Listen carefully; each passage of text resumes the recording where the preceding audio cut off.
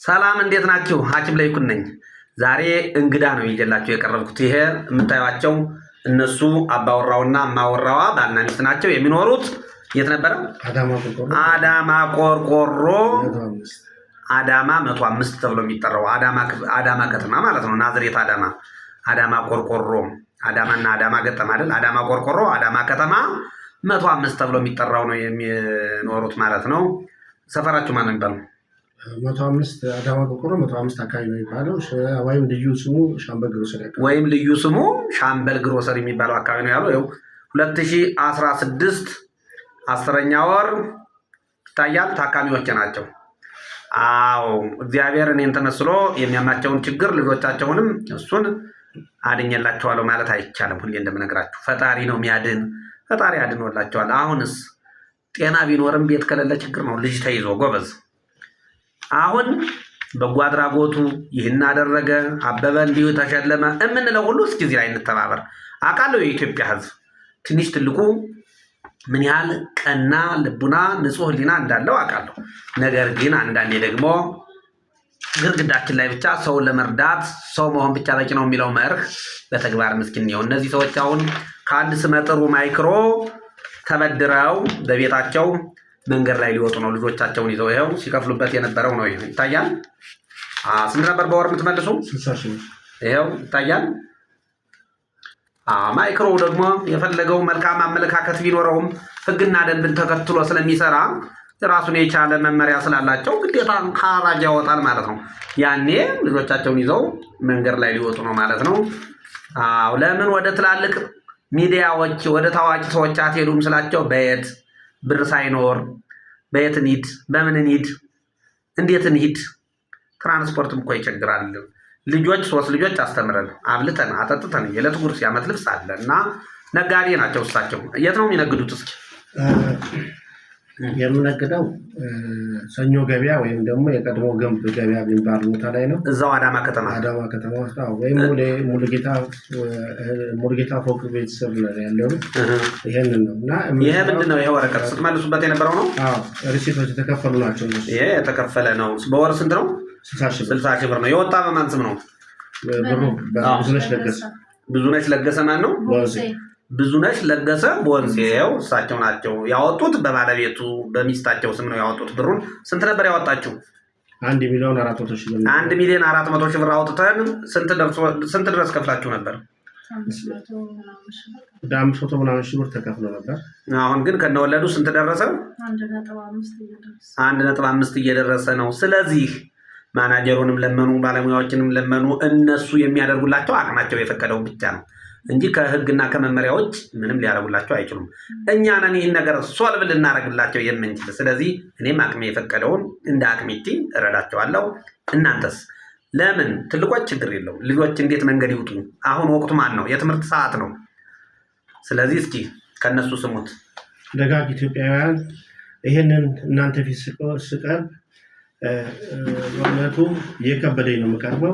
ማለትም ካለብኝ ችግርና ካለብኝ ነገር አንጻር ነውና ይሄንን ተበድረን መክፈል ስላቻልን አሁን በአራጅ ቤታችን ሊሸሽ ስለሆነ እንዳሉት ሐኪም ለይኩን ልጆቻችንን ጎዳና ይዘን ልንወጣ ስለሆነ ይሄ ከመሆኑ በፊት 50 ሎሚ ለአንድ ሰው ሸክም ነው፣ ለ50 ሰው ጌጥ ነው በሚባለው መሰረት እንደትረዱን ስንል በእግዚአብሔር ስም ለምናለው።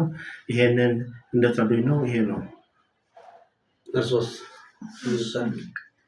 ስሜ ብዙነሽ ለገሰ ቦንሴ ይባላለሁ። የምኖረው አዳማ ቆርቆሮ 105 አካባቢ ውስጥ ነው የምንኖረው። በማይክሮ ፋይናንስ ለብዙ ዓመት ደንበኛ ነኝ። እየመለስኩኝ ወደ 5 እና ከ6 ዓመት ወደ 10 ዓመት የሚጠጋኝ ነኝ። እንትን እያልኩ ነው የምተዳደረው።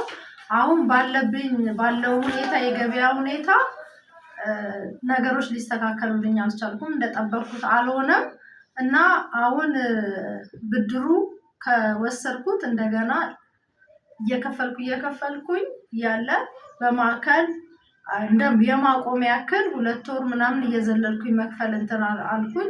ከዛም ብሶ ወለዱም እየጨመረ መጣ እንደ ህጉ። እኔ ደግሞ በአግባቡ የተሰጠኝን ብድር መክፈል አልቻልኩም።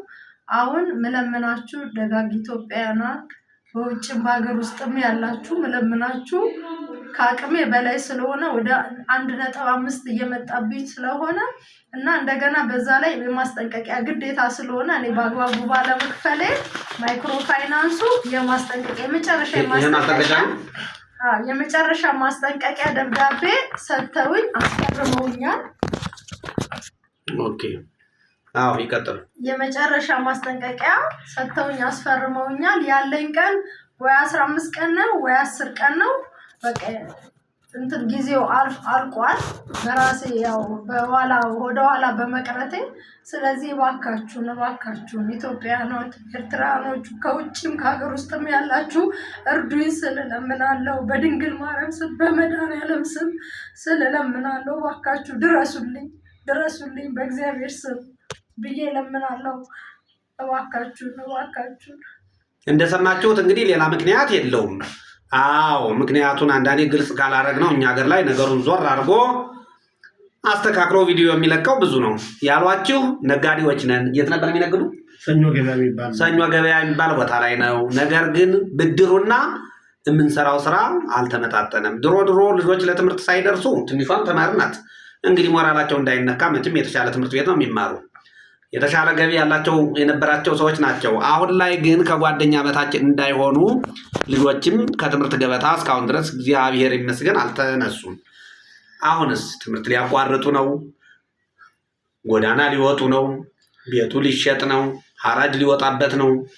ስለዚህ የቻልነውን እናግዛቸው ነው።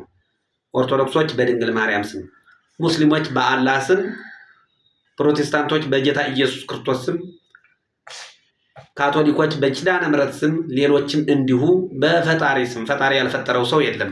የተለያየ ነገር ልናምን እንችላለን፣ ነገር ግን ፈጣሪ ያልፈጠረው ሰው የለምና እኒህን ሰዎች ይህንን ነገር አቅማችን የፈቀደውን ያህል እናግዛቸው ለማለት ነው። እኔ ለባልና ሚስቱ ሳይሆን ለህፃናቱ ነው። ህፃናቱ በጣም አሳዘኑኝ። ታካሚዎች ናቸው። ህፃናቱም ታክመዋል። ይኸው ካርዳቸው ራሱ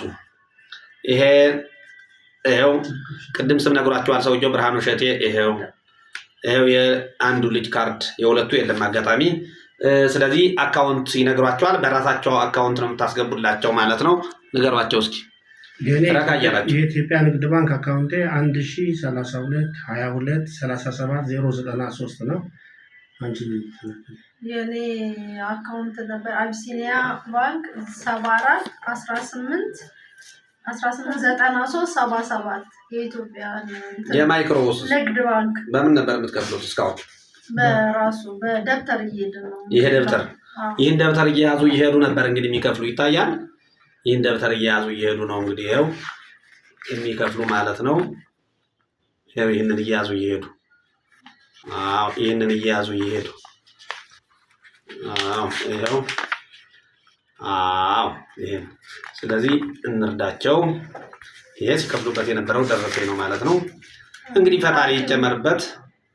ሐኪም ላይ ኩንንም አስቸግረን ነው እባክዎትም እርዱን ብለን እሳቸውንም ጊዜና ሰዓታቸውን ተሻምተን ነው ስለሳቸውም ስትሉ ስለ መድኃኒዓለም ስትሉ እባካችሁ ሌላ ለምን ሄዳችሁ ታዋቂ ጋዜጠኞች ላይ መቅረብ? ትልልቅ ቲክታከሮች አሉ በጣም ታዋቂ፣ እነሱ ላይ ለመቅረብ ለምን አላሰባችሁም ነበር? በምን አቅማችን በዋዶ የሚኬድበት ነገር ምንም የለም። እርስዎን ደፍረን ነው እዚህ መጣ ነው። በእግዚአብሔር ስም ጠይቃለሁ። ያው እኔ ጋር የመጡት እንግዲህ እስካሁን በነፃ ነው ማክማቸው። ልጆቻቸው ሲታመሙ ቀደም ከፍለዋል መጀመሪያ ላይ ማለት ነው። አቅማቸው የፈቀደውን ነገር 2016 አያችሁት። 2016 10ኛ ወር ነው የመጡ። የዛኔ አቅማቸው የፈቀደውን ነገር እኔም ብዙ አልጠየኩም፣ ከፍለው ታክመዋል። ከዛ ወደዚህ ግን እየመጡ ችግር ስላለባቸው ይሄ ችግሩ ምንድነው? ብድሩ ነው። በዛ ምክንያት ያው ወደፊት ይከፍላል እያልኩኝ እስካሁን ድረስ እንግዲህ በነፃ ነው እየረዳዋቸው ያለ ማለት ነው ሕክምናውን። አሁንም ከዚህ ብድር ልጆች ከቤት መውጣት ስለሌለባቸው ቢያንስ አቅሜ የፈቀደውን የአንድ ወር ኪራይ የሚያህል ነገር እረዳለሁ ማለት ነው። በእርግጥ መጽሐፍ ቅዱሳችን የሚለው ቀኝህ የሚያደርገውን ግራህ አየው፣ ግራህ የሚያደርገውን ቀኝህ አየው፣ ሁሉንም ነገር በስውር አድርግ ነበር የሚል። በስውር ያደረግከውን በክሱት በግልጽ እከፍላለሁና ነበር የሚል ነገር ግን አሁን ግን የባንክ ጉዳይ እንደምታውቁት ጊዜ የሚባል ነገር ቢሰጥም እንኳን በልመና የሚቀር ስላልሆነ እናግዛቸው። አመሰግናለሁ።